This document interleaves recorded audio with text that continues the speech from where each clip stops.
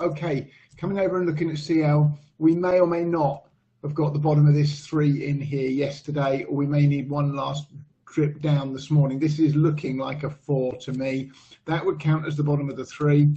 Then we get the 4, then we get the 5 for the expanded flat count for the 4.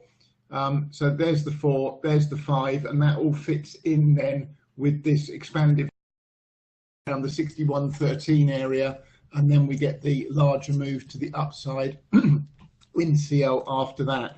Substantially take out the 1.0 extension at 61.68 on the daily chart, and it would suggest that we've got the higher degree 3 in, and this is the A of 4. We're going to get a B, C down into the around the $50 level or lower in CL. So we want to see this complete, see where it completes, and watch the move back up afterwards.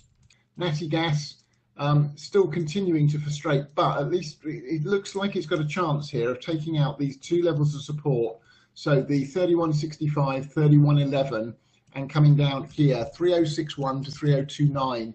That would give us, albeit not the prettiest count you've ever seen in your life, but a fib-wise correct in terms of the diagonal down. And I guess diagonals weren't designed to be pretty, really, were they?